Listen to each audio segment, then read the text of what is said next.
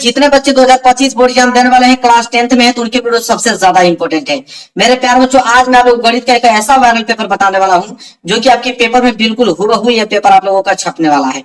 पूरा का पूरा मेरे प्यारे बच्चों कोड याद कर सकते हो, 822 EJ कोड है। मेरे प्यारे बच्चों, पूरा का पूरा सोल्यूशन एक एक क्वेश्चन में बताया हूं बहुत अच्छे तरीके से, ताकि हर एक बच्चे का 70 में 70 नंबर लेकर आ पाए और सारे बच्चे 95% ओवरऑल आकर अपने डिस्ट्रिक्ट में, जिले में टॉप करके दिखाएं। मेरे प्यारे बच्चों, वायरल पेपर एडमिट कार्ड लेकर जाना, एडमिट कार्ड से यहाँ पे अनुक्रमांक और नाम अपना जरूर से जरूर डाल लीजिएगा। और एक क्वेश्चन को ना 4 या 5 बार रिवाइज करना, एक क्वेश्चन को 4 या 5 बार अपने तरीके से लगाना, ताकि इतना प्रैक्टिस कर दो ना कि सारे क्वेश्चन आपके दिमाग में छप जाए, कि ताकि जब एग्जाम में बैठो तो सारे प्रश्नों को आराम से करते जाओ। और इस पेपर को हल करने के लिए आपके पास जो समय दिया जाएगा, 3 घंटे 15 मिनट का समय दिया जाएगा, तो मात्र 2 घंटे के अंदर पेपर का पेपर पूरा का पूरा छापे चले आओ। इतना प्रैक्टिस कर दो ना कि 2 घंटे के अंदर पूरा का पूरा पेपर जो है, ये पेपर बिल्कुल एकदम समाप्त करके चले आना। एक एक क्वेश्चन पे बता रहा हूँ, एक क्वेश्चन भी छोड़ना नहीं है आप लोगों को। नोट दिया है, नोट पढ़ना बहुत ही ज्यादा जरूरी है हम लोगों को। नोट में बोला है कि प्रारंभ के 15 मिनट परीक्षार्थियों को प्रश्न पत्र पढ़ने के लिए निर्धारित है। कहने का मतलब है कि 15 मिनट इस पेपर को आप पढ़ना है और 3 घंटे में इस पेपर को सॉल्व करना है। नीचे निर्देश दिया गया है, निर्देश एक बार पढ़ लेते हैं। जैसे बोला है कि सभी प्रश्न अनिवार्य हैं, कहने का मतलब इसमें जितने प्रश्न दिए गए हैं सारे प्रश्न करना अनिवार्य है। दूसरा है कि इस प्रश्न पत्र के 2 खंड हैं, मतलब 2 खंडों में यह पेपर बना हुआ है, जिसमें से पहला खंड अ है और खंड अ में 20 अंक के 20 बहुविकल्पीय प्रश्न हैं, जिनके उत्तर OMR शीट पर देना है। तो खंड अ में 20 ऑब्जेक्टिव क्वेश्चन पूछा जाएगा, जिनका उत्तर आपको OMR शीट पे देना होगा। आपको रखना होगा कि ऑप्शन ए सही है या बी सही है या सी सही है या डी सही है। 4 ऑप्शन देगा, उसमें रंगना होगा। काले पेन या नीले पेन से रंग सकते हो।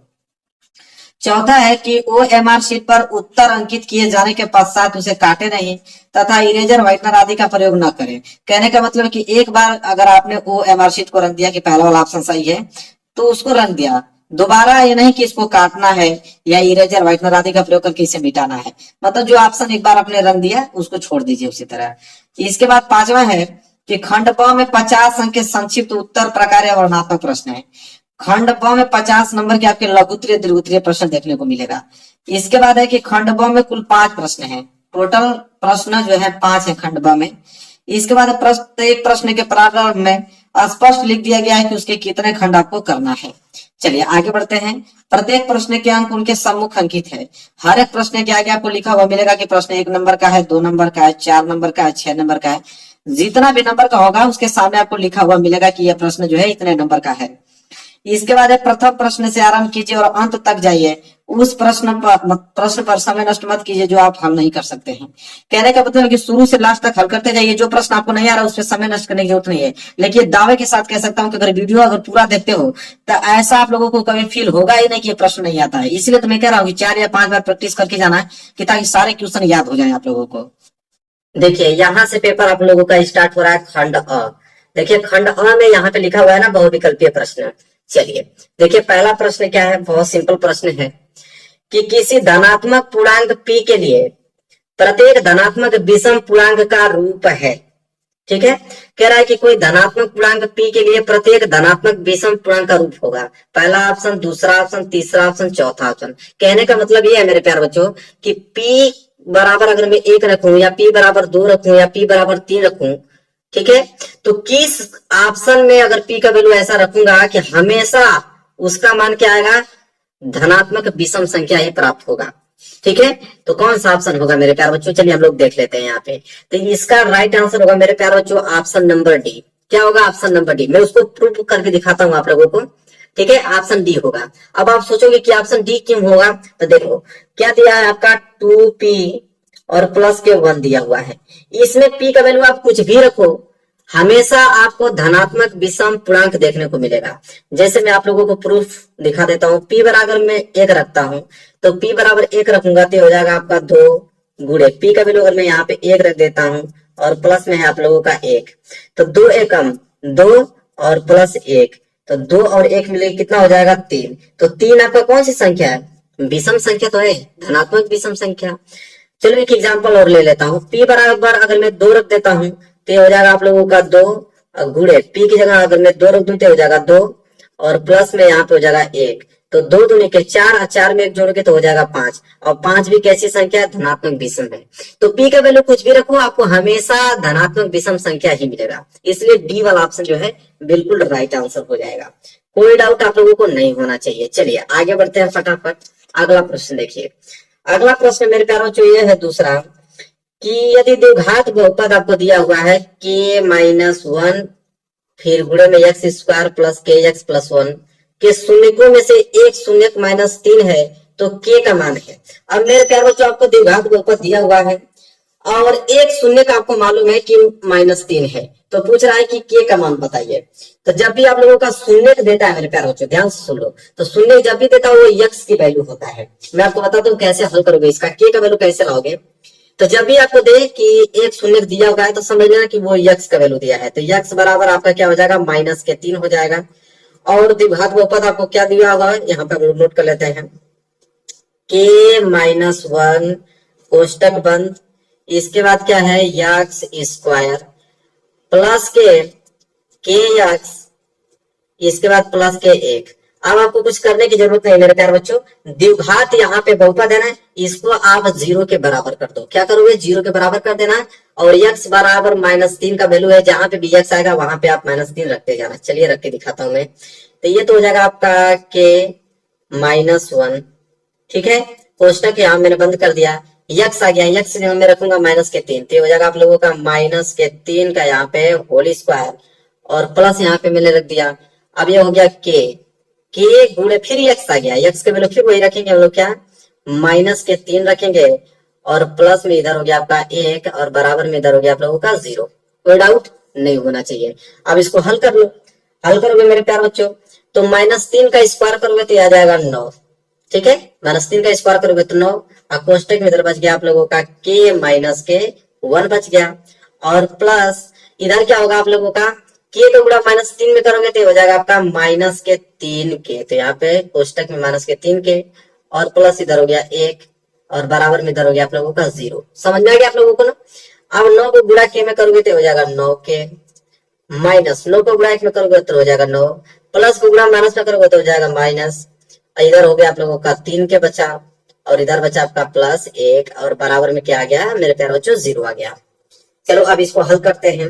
हल करोगे तो -9 के, अरे यहाँ पे 9 के और -3 के, तो 9 के में से 3 के घटा दोगे तो बच जाएगा यहाँ पे 6 के, और यहाँ पे -9 और +1, तो 9 में से घटाओगे तो बचेगा आपका -8, तो यहाँ पे -8 बराबर हो गया 0। समझ में आ रहा है आप लोगों को ना, बिल्कुल आएगा। इधर हो गया आप लोगों का 6 के बराबर -8, उधर दे देंगे तो +8 हो जाएगा। अब यहाँ से k का वैल्यू आप आसानी से निकाल लो, तो हो जाएगा k बराबर 8, 6 गुणा में उधर जाएगा तो 6 भाग में हो जाएगा। आप कटा दो, 2 से घटाओगे तो 2 चौको 8 और 2 से घटाओगे तो 2 3 6, 4/3, तो इधर लिखोगे कि k का वैल्यू जो आ गया मेरे प्यारे बच्चों आ गया 4/3 आ गया, और यही होगा आंसर। चलिए देखते हैं कौन सा ऑप्शन में दिया है 4/3। तो देखिए 4/3 मतलब पहला वाला ऑप्शन देख लो आप, पहला वाला ऑप्शन दिया ना 4/3, तो यही होगा राइट आंसर, है ना। सिंपल, आप लोगों को एक एक वर्ड आप लोगों को समझ में आ रहा है ना, बिल्कुल आएगा। बस आप बने रहिए, एक भी क्वेश्चन छोड़ेंगे नहीं हम। आगे देखिए अगला प्रश्न, देखिए क्या है अगला प्रश्न है प्रश्न नंबर 3। प्रश्न नंबर 3 क्या है कि k के किस मान के लिए समीकरण युग्म, पहला समीकरण है दूसरा समीकरण है, कह रहा अपरिमित रूप से अनेक हल है। कह रहा कि k का कौन सा अगर वैल्यू आएगा अगर दोनों समीकरण युग्म अगर अपरिमित रूप से अनेक हल होगा तो ये भी बहुत ही ज्यादा सिंपल है, एक फार्मूला होता है, बस उसको आप याद किए रहोगे तो हो जाएगा। कैसे, देखो इसको हल करेंगे कैसे। सबसे पहले मेरे प्यार बच्चों दोनों समीकरणों को नोट करो। पहला समीकरण क्या दिया है 2x और प्लस में क्या दिया हुआ है 3y और बराबर में इधर आपको दिया है 5, ये आपका पहला समीकरण। दूसरा समीकरण यहाँ पे नोट करो क्या है 4x और प्लस में यहाँ पे हो गया आप लोगों का ky और बराबर में हो गया आप लोगों का मेरे प्यारे बच्चों 10। कोई डाउट नहीं होना चाहिए। अब करना क्या है कि यहाँ से a1 b1 c1 निकाल लो, इधर से a2 b2 c2 निकाल लो। तो यहाँ से मेरे प्यारे बच्चों अगर मैं यहाँ से निकालता हूँ, देखो यहाँ से मैं अगर a1 निकालूं तो a1 बराबर क्या आएगा 2, यहाँ से मैं अगर b1 निकालूं तो b1 बराबर क्या आ जाएगा यहाँ पे 3, अगर मैं यहाँ से C1 निकालूं तो C1 बराबर क्या आ जाएगा 5। और ये दूसरा समीकरण है तो यहाँ पे A2 B2 C2 निकलेगा। तो यहाँ से अगर मैं A2 निकालूं तो A2 बराबर आ जाएगा 4। अगर मैं यहाँ से B2 निकालूं तो B2 बराबर क्या आ जाएगा K। और यहाँ से मैं अगर C2 निकालूं तो C2 बराबर आ जाएगा 10। इतना तो आप लोग को मालूम ही होगा, मैथ पढ़ते तो इतनी जानकारी होनी चाहिए आप लोगों को। सबका वैल्यू हमने निकाल दिया अलग अलग। हमको क्वेश्चन बोला था कि अपरिमित रूप से अनेक हल है। तो अपरिमित रूप से अनेक हल जब भी होता है मेरे प्यारे बच्चों, तो उसका जो इक्वेशन बनता है वो बनता है A1 बटा के A2 बराबर होता है B1 बटा के B2, और ये भी समीकरण बराबर होता है C1 बटा के C2। यह है आप लोगों का अपरिमित रूप से अनेक हल होने का प्रतिबंध।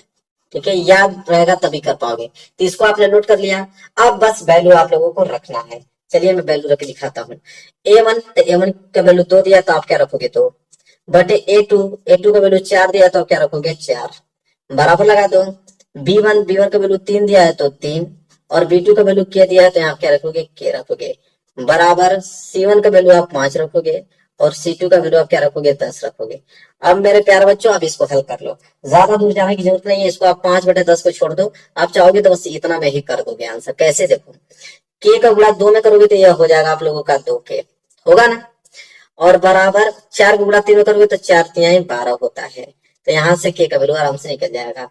तो K बराबर क्या हो जाएगा 12/2। ठीक है, 12/2 हो गया। अब मेरे प्यारे बच्चों यहाँ से आप क्या करोगे काट लो, 2 से कटाओगे 12 को तो K बराबर क्या आ जाएगा 2 6 के 12। तो K का वैल्यू क्या आ गया 6। यही पूछा था K का वैल्यू। अब देख लो कितना सिंपल है। तो K बराबर क्या है आप 6, मतलब डी वाला ऑप्शन है ना। सिंपल आप लोगों को पता है। कोई डाउट आपको हो रहा है? बिल्कुल नहीं, एक एक वर्ड आप लोगों को अच्छे तरीके से समझ में आ रहा होगा। चलिए आगे बढ़ लेते हैं, अगला प्रश्न देखिए। अगला प्रश्न मेरे प्यारे बच्चों प्रश्न नंबर 4 क्या है कि यदि 1/(x²-2 बराबर 1/7 तो x का मान क्या होगा। ये भी प्रश्न बहुत ज्यादा सिंपल है, कैसे हल करोगे। सबसे पहले इसको नोट करोगे, यहाँ पे क्या दिया हुआ है 1/(x² और -(2) दिया हुआ है, और बराबर इधर आप लोगों का 1/के क्या दिया हुआ है 7 दिया हुआ है। वैल्यू क्या पूछा है x का, बस आप क्रॉस मल्टीप्लाई कर दीजिए। जैसे (x²-2) को गुणा जब 1 में करोगे तो आपको उतना ही आएगा, (x²-2) ही देखने को मिलेगा बराबर 7 को गुणा इस 1 में करोगे तो 7 एकम 7 देखने को मिलेगा।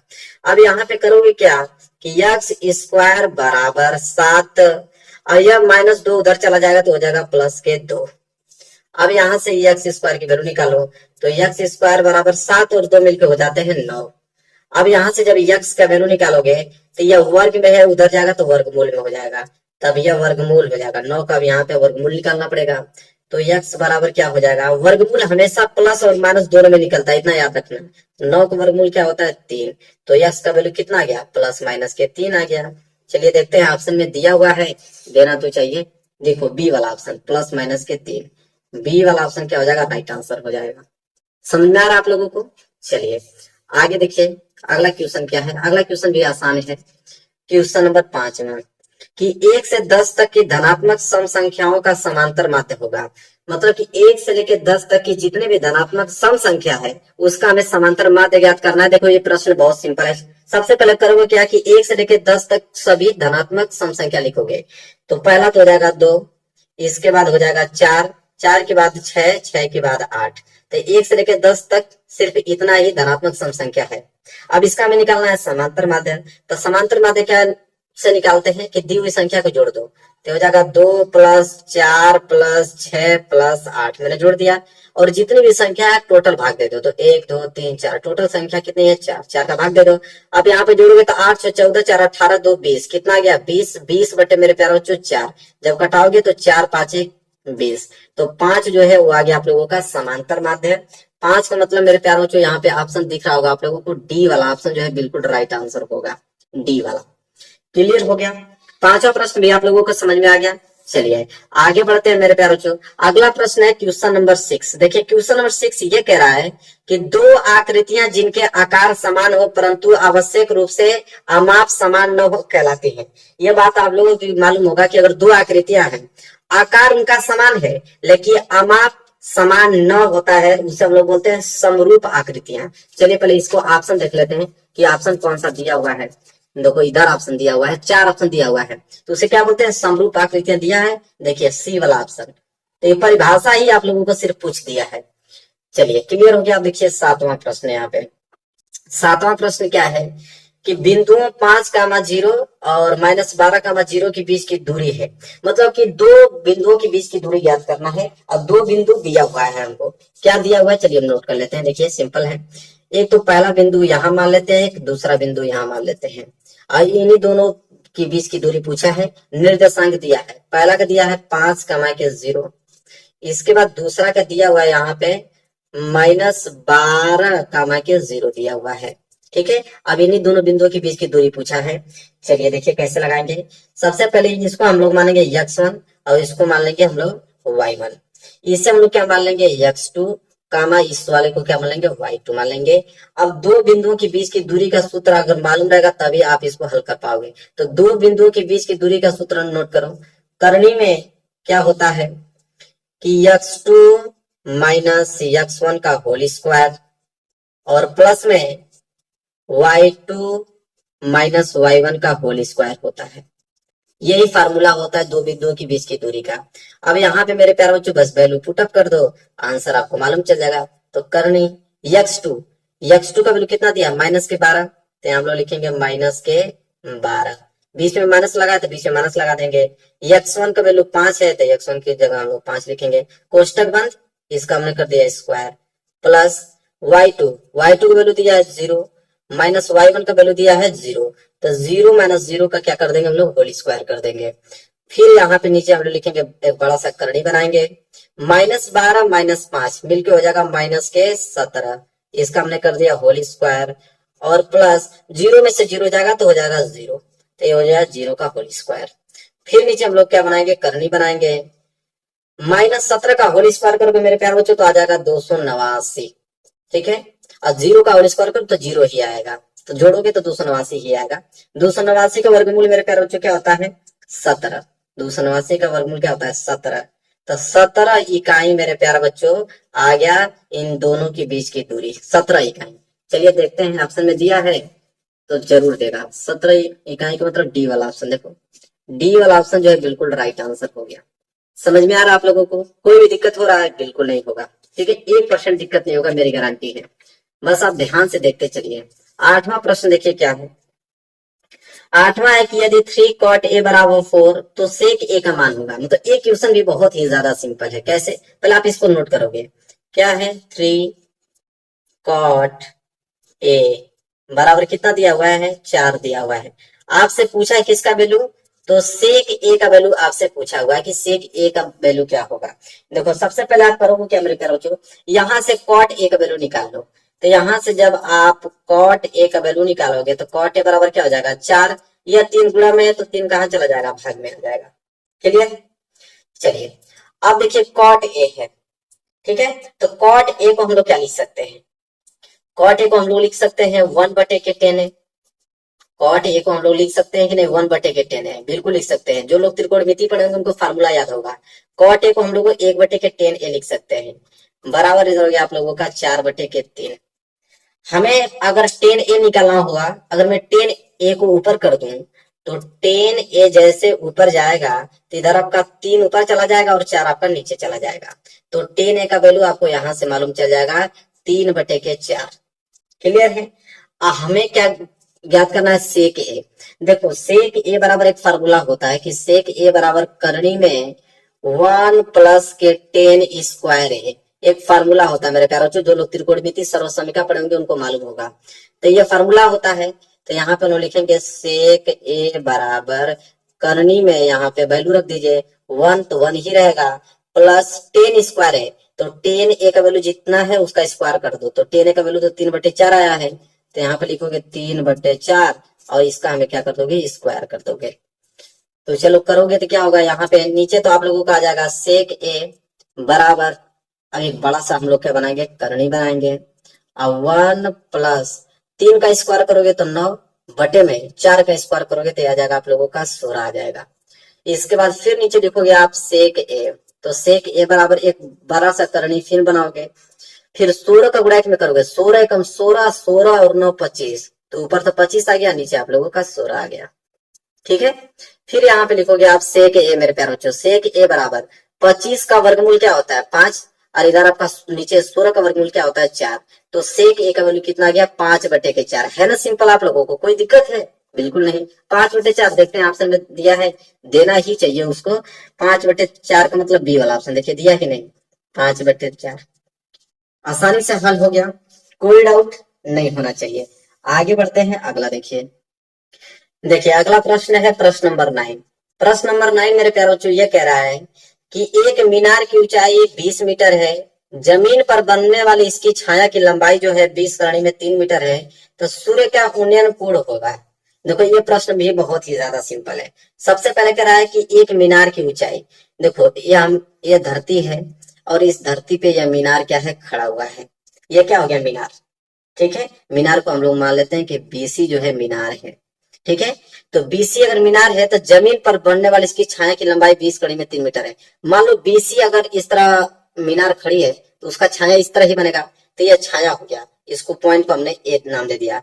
तो बीसी मीनार है और ए बी इसकी छाया है, हमने मान लिया। इसको हम लोग यहाँ से क्या करते हैं मिला देते हैं, तो त्रिभुज बन जाएगा।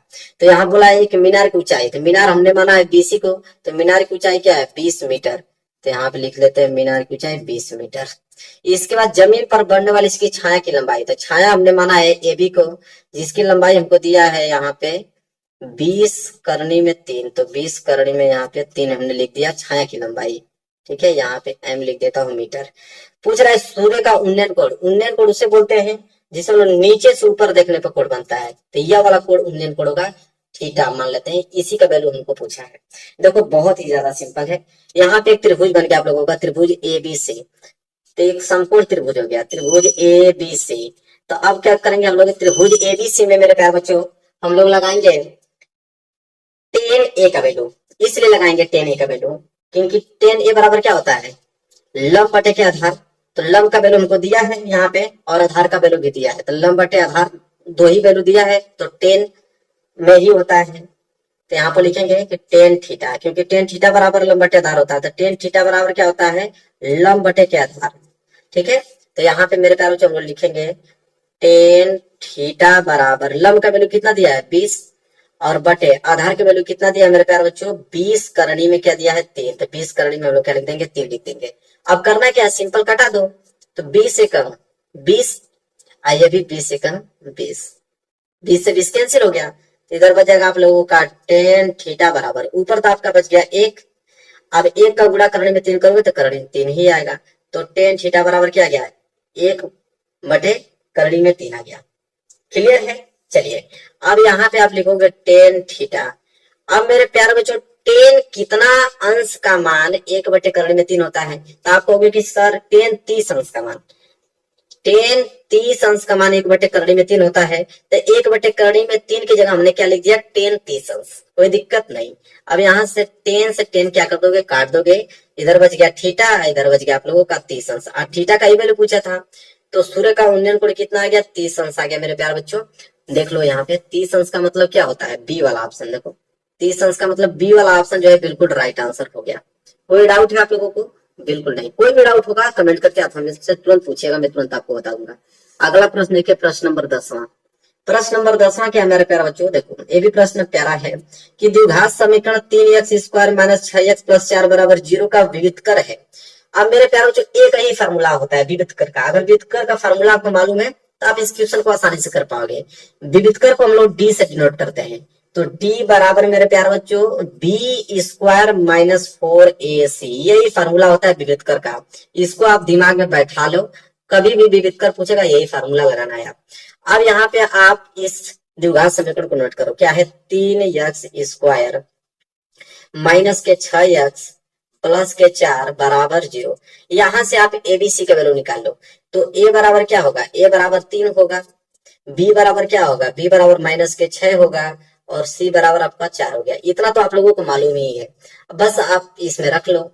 तो डी बराबर हमें विविधकर चाहिए, तो डी बराबर b², तो b का वैल्यू हमारे पास क्या है -6, तो -6 का मैंने होल स्क्वायर कर दिया, फिर माइनस 4 गुणे ए का वैल्यू कितना दिया है 3, फिर सी का वैल्यू कितना दिया है 4 दिया है।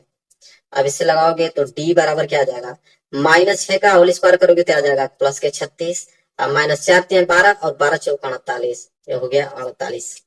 तो यहाँ से डी बराबर क्या होगा मेरे प्यारे बच्चों, 36 - 48, इसका मतलब क्या होता है -12 बचेगा, -12। तो विविध कर क्या आ गया, डी बराबर -12, यही ऑप्शन में होगा, वही जो राइट आंसर होगा। तो -12 का मतलब देखो यहाँ पे दिया हुआ है, सी वाला ऑप्शन जो है बिल्कुल राइट आंसर हो गया। देखो कितना सिंपल है ना, सिंपल, बहुत ही ज्यादा सिंपल है मेरे प्यारे बच्चों। आगे देखो, आगे अगला प्रश्न तो फार्मूला से ही पूछ लिया है। क्या पूछा है देखो, कह रहा है कि त्रिज्या आर के एक वृत्त के कोण थीटा वाले त्रिज्यखंड के संगत चाप की लंबाई है।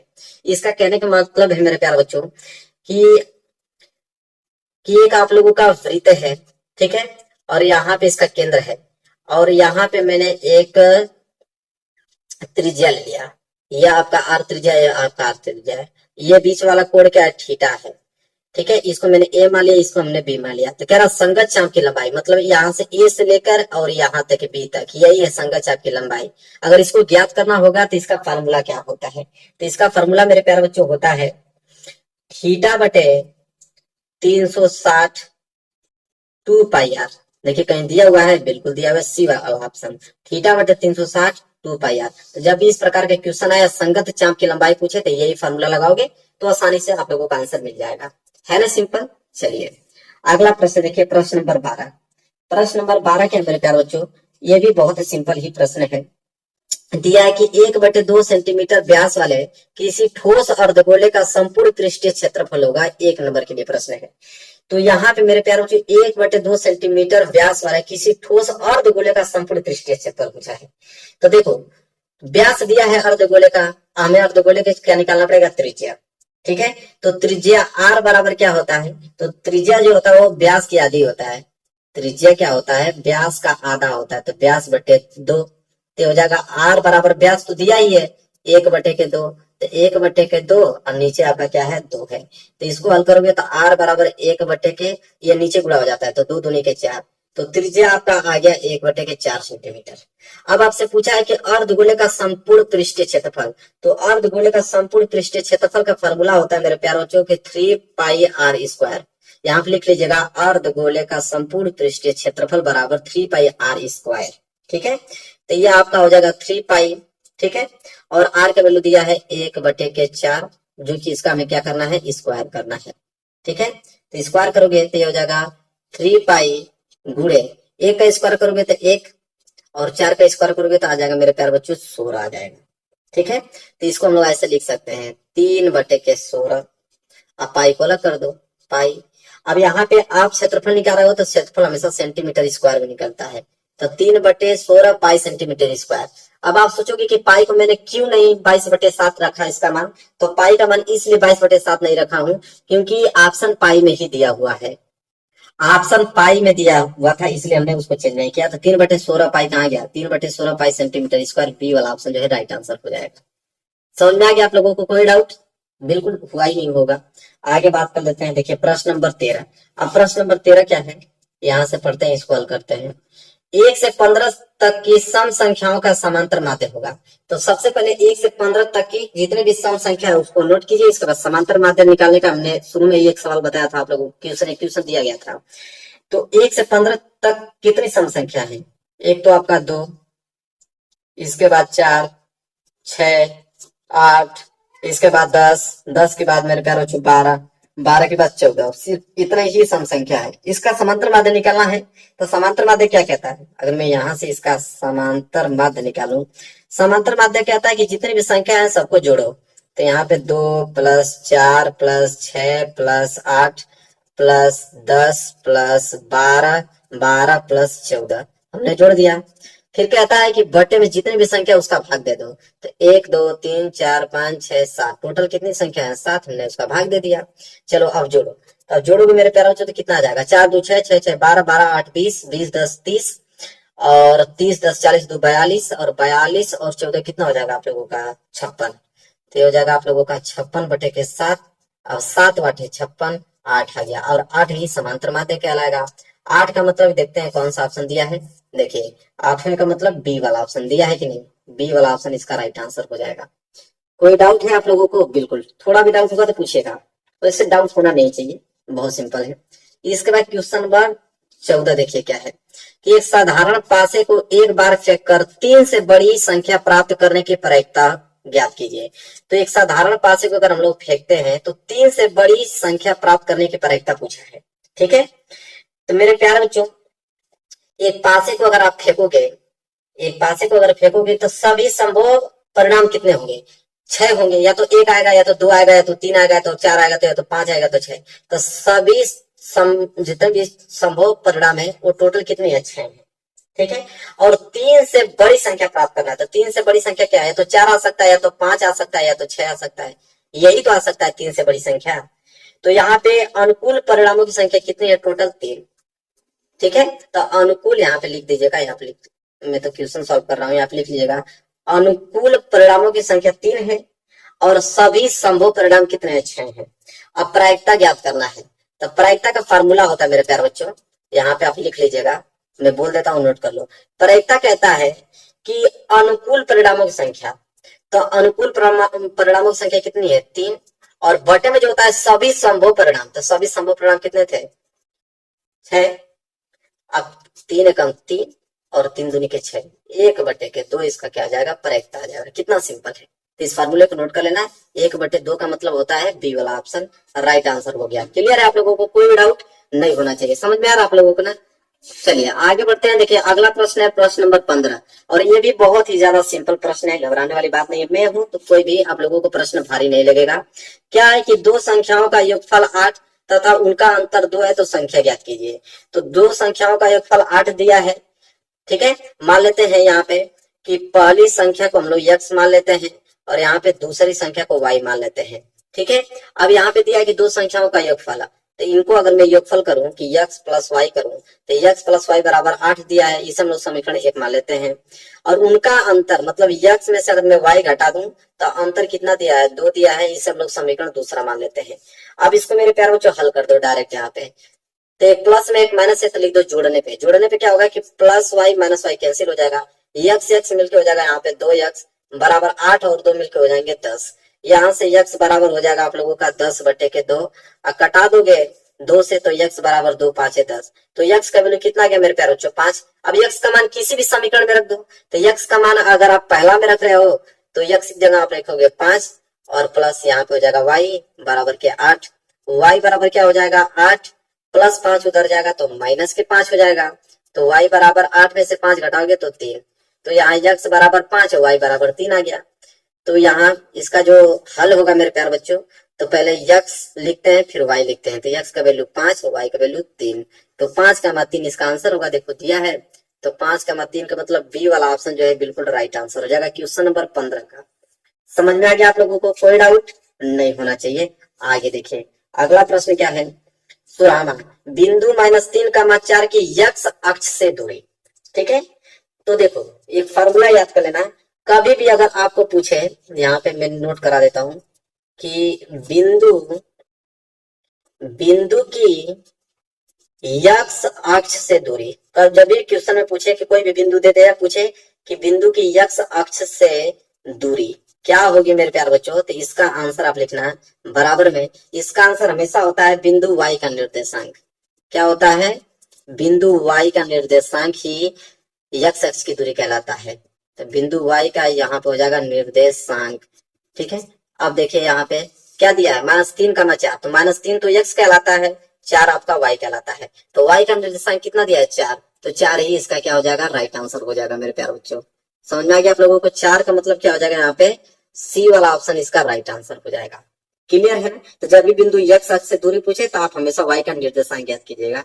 अगर आपका बिंदु y अक्ष से दूरी पूछ दे तो यहाँ पे बिंदु x का निर्देशांक हो जाएगा, जस्ट उल्टा होता है, इतना बात आप ध्यान में रखिएगा। आगे देखिए अगला प्रश्न क्या है। अगला प्रश्न नंबर है 17वां प्रश्न। 17वां प्रश्न है कि एक द्विघात बहुपद जिसके शून्य 5 और 3 है। तो यहाँ पे द्विघात आप लोगों को बताना है कि द्विघात समीकरण कैसे बनेगा, द्विघात बहुपद।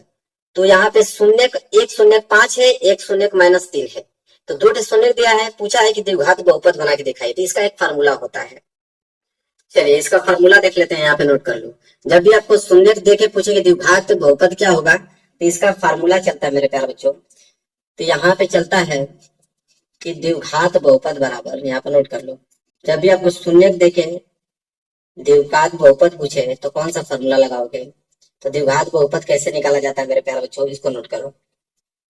एक्स स्क्वायर माइनस के शून्यकों का योग क्या होता है, एक्स स्क्वायर माइनस के शून्यकों का योग कोष्टक में, दोनों शून्यकों का यहाँ पे योग कर दोगे, जोड़ दोगे। इसके बाद यहाँ पे कोष्टक हो जाएगा बंद, फिर यहाँ पे एक्स की मल्टीप्लाई करोगे और फिर प्लस में लिखोगे शून्यकों का गुणनफल, शून्यकों का गुणनफल। यह फॉर्मूला आपको याद रहेगा तभी आप लगा पाओगे, शून्यकों का गुणनफल। अब देखिए कितना सिंपल है, पहला शून्य 5, दूसरा शून्य -3 दिया है, तो यहाँ हो जाएगा आप लोगों का एक्स स्क्वायर माइनस के शून्यकों का योग, मतलब कि 5 में आपको जोड़ना है -3 को। इसके बाद कोष्टक बंद, फिर एक्स प्लस शून्यकों का गुणनफल, शून्यकों का गुणनफल का मतलब कि 5 गुणे माइनस के क्या हो जाएगा 3 हो जाएगा। ठीक है, चलिए अब इसको हल करोगे तो क्या हो जाएगा आप लोगों का, ये हो जाएगा एक्स स्क्वायर और माइनस तो यहाँ पे है, माइनस लगा दो, कोष्टक में 5 और प्लस को गुणा माइनस में करोगे तो हो जाएगा -3, कोष्टक बंद एक्स, और यहाँ हो जाएगा 5 3 15 -15। अब ये -15 इसमें गुणा होगा तो ये हो जाएगा आप लोगों के, प्लस को माइनस कर देगा तो हो जाएगा -15। अब ये हो जाएगा, इसको हल करोगे तो हो जाएगा आपका एक्स स्क्वायर माइनस के 5 में से 3 जाएगा तो हो जाएगा 2, 2 को गुणा एक्स में करोगे तो हो जाएगा 2x और -15। तो एक्स स्क्वायर माइनस के 2x माइनस के 15 देखिए दिया है, एक्स स्क्वायर माइनस के 2x और माइनस के 15 का मतलब देखो सी वाला ऑप्शन दिया है कि नहीं, एक्स स्क्वायर माइनस के 2x माइनस के 15। तो अगर ये फार्मूला मालूम है आप लोगों को तो आसानी से आप द्विघात बहुपद ज्ञात कर लोगे, अगर आपको शून्य दिया हुआ है तो। चलिए आगे देख लेते हैं, प्रश्न नंबर 18। प्रश्न नंबर 18 है कि 2x प्लस 3y बराबर 18 और x माइनस 2y बराबर 2 को हल करने पे हमें प्राप्त होगा। ये प्रश्न भी बहुत ही ज्यादा क्या है, सिंपल है। चलिए मैं इसको हल करके आपको बताता हूँ कैसे इसको हल करोगे आप। सबसे पहले क्या करोगे कि दोनों जो भी आपको समीकरण दिया है दोनों को नोट करोगे। पहला है आप लोगों का 2x प्लस 3y बराबर 18, ये आपका पहला हो गया। दूसरा आपको दिया है x माइनस के 2y बराबर 2, ये हो गया समीकरण नंबर दूसरा। देखो इस प्रकार के जब भी हल करोगे तो दोनों समीकरणों में से किसी न किसी एक की वैल्यू बराबर होना चाहिए, या तो आप x को बराबर करो या तो आप y को बराबर करो। मेरे प्यारे बच्चों यहाँ पे तो 2x है, यहाँ पे सिर्फ x है। अगर इस वाले समीकरण में अगर मैं 2 का गुणा कर देता हूँ तो ये भी 2x बन जाएगा कि नहीं, बिल्कुल बन जाएगा। तो 2 का गुणा करूंगा आप दूसरे वाले समीकरण में तो हो जाएगा 2x माइनस 2y को गुणा 2 में करोगे तो 2 दूनी के 4y बराबर 2 को गुणा 2 में करोगे तो 4। अब ये नया समीकरण बन गया आप लोगों का 3। अब इसमें भी 2x है, इसमें भी 2x है, अब इसको हल कर दोगे तो पहला समीकरण आप नोट करोगे क्या है, 2x प्लस 3y बराबर के 18, ये समीकरण पहला हो गया। इसके नीचे तीसरा समीकरण लिखोगे 2x माइनस के 4y बराबर के 4, ये हो गया समीकरण नंबर मेरे प्यारे बच्चों तीसरा। ठीक है, अब इसको हल करना है। अब मेरे प्यारे बच्चों ध्यान से आप लोग समझिएगा, ये भी प्लस 2x है, ये भी प्लस 2x है। जब दोनों प्लस में होता है ना तो यहाँ पे क्या करते हैं, लिखते हैं घटाने पे। जब दोनों प्लस में होता है तो लिखते हैं घटाने पे। घटाने पे चिन्ह जो होता है चेंज हो जाता है नीचे वाले का, ये प्लस है तो माइनस में, ये माइनस है तो प्लस में, ये भी प्लस है तो माइनस में। अब नए चिन्ह से तुलना करते हैं, ये अब यह बन गया -2x, ये हो गया +2x। अब ये दोनों क्या हो जाएंगे, कैंसिल हो जाएंगे। अब ये हो गया +3y, ये हो गया +4y, दोनों जोड़ के हो जाएंगे 7y। क्या हो जाएंगे 7y बराबर, ये +18 या -4, तो 18 में से 4 घटाओगे तो हो जाएगा 14। कितना बचेगा, 14 बचेगा। अब यहाँ से y की वैल्यू निकालोगे तो y बराबर क्या आ जाएगा मेरे प्यारे बच्चों, 14 बटे के कितना नीचे हो जाएगा 7। अब काटा तो 7 दूनी के 14, तो y बराबर क्या आ जाएगा 2। अब y बराबर मेरे प्यारे बच्चों 2 आ गया। अब y का वैल्यू अब किसी में भी रख लो, तो y का वैल्यू अगर हम लोग इसी वाले समीकरण में रख लेते हैं x माइनस 2y बराबर 2 में, तभी भी सही है। समीकरण क्या था, x माइनस 2y बराबर 2। आप किसी में भी रख लो, कोई जरूरी नहीं है, आप जितना भी समीकरण दिया किसी में रखोगे आंसर से मिलेगा आप लोगों का। तो y बराबर 2 रखना है ना, तो ये तो हो जाएगा x माइनस 2 गुणे वाई, वाई की जगह क्या रखोगे 2 बराबर के 2, तो हो जाएगा यक्स माइनस 2 दूनी के 4 बराबर ये हो गया आप लोगों का 2। यहाँ से अगर मैं यक्स की वैल्यू निकालूं, यक्स बराबर क्या हो जाएगा 2, माइनस के 4 उधर जाएगा तो हो जाएगा प्लस के 4, अब ये हो जाएगा आप लोगों का यक्स बराबर 4 और 2 मिलकर हो जाएंगे 6, तो यक्स बराबर 6 और वाई बराबर 2, यक्स बराबर 6 वाई बराबर 2, देखिए दिया है यक्स बराबर 6 वाई बराबर 2, मतलब देखो बी वाला ऑप्शन जो है बिल्कुल राइट आंसर हो गया। कौन सा? बी वाला। क्लियर है आप लोगों को? क्वेश्चन नंबर 18 भी आप लोगों को समझ में आ गया। चलिए आगे देखते हैं। अगला देखिए प्रश्न नंबर 19। प्रश्न नंबर 19 है कि यदि 2 cos 3 थीटा बराबर 1 तो थीटा का मान ज्ञात कीजिए। देखिए ये भी प्रश्न बहुत ज्यादा सिंपल है। पहली बात का आप इसको नोट करो, क्या दिया है 2 cos 3 थीटा बराबर 1 दिया हुआ है। आपसे पूछा है कि थीटा बराबर क्या होगा, क्वेश्चन मार्क, बताइए। देखो सबसे सिंपल आप करोगे क्या कि यहाँ पे cos 3 थीटा का वैल्यू निकालो, तो हो जाएगा आप लोगों को cos 3 थीटा बराबर 1, गुणा में उधर जाएगा तो 2 भाग में हो जाएगा। ठीक है, अब मेरे प्यारे बच्चों यह है आप लोगों का cos 3 थीटा। अब 1/2 को हम लोग लिख सकते हैं cos 60 अंश, क्योंकि cos 60 अंश का वैल्यू ही 1/2 होता है। तो यहाँ cos से cos क्या हो जाएगा, कैंसिल हो जाएगा। यह हो जाएगा 3 थीटा बराबर 60 अंश। अगर मैं यहाँ से थीटा निकालूं तो थीटा बराबर क्या हो जाएगा 60/3। अब इसको कटा दो तो थीटा बराबर क्या हो जाएगा 20 अंश। थीटा बराबर क्या आ गया 20 अंश आ गया। यही हो गया आप लोगों का आंसर। और थीटा का ही वैल्यू पूछा था 20 अंश, देखो दिया है 20 अंश, मतलब सी वाला ऑप्शन दिया है। चलिए अब आगे देख लेते हैं अगला प्रश्न। अगला प्रश्न क्या है 20वां, कि यदि किसी बारंबारता बटन का माध्य आपको दिया है और माध्यिका दिया है तो उसका बहुलक पूछा है। एक फार्मूला होता है मेरे प्यारे बच्चों, आप याद कर लेना कि बहुलक बराबर, यहाँ नोट कर लो कि बहुलक बराबर 3 गुणे माध्यिका, 3 गुणे माध्यिका माइनस 2 गुणे माध्य। यह फार्मूला आपको याद रहेगा तभी आप इस क्वेश्चन को हल कर पाओगे। ठीक है, तो बहुलक पूछा है तो बहुलक बराबर क्या हो जाएगा 3 गुणे माध्यिका, माध्यिका का वैल्यू दिया है आपको 20, और माइनस 2 गुणे माध्य का वैल्यू यहाँ पे दिया है 20.5 दिया हुआ है। जब इसको हल करोगे तो 20 दिया है 60, माइनस 20.5 में 2 को गुणा करोगे तो 20 दूनी के 40, 41 हो जाएगा। ठीक है, अब यहाँ 60 में से 41 घटाओगे तो 19, अब 19 से क्या आ गया बहुलक आ गया। सिंपल है, तो 19 बहुलक का मतलब यहाँ पे देखोगे तो सी वाला ऑप्शन जो है बिल्कुल राइट आंसर हो जाएगा। अब मेरे प्यारे बच्चों यहाँ पे हमने खंड अ के 20 ऑब्जेक्टिव बहुत अच्छे तरीके से बता दिया। अब मैं आप लोगों को कल बताऊंगा आप लोगों को खंड ब, और उस वीडियो में पूरे क्वेश्चन खंड ब का बता दूंगा।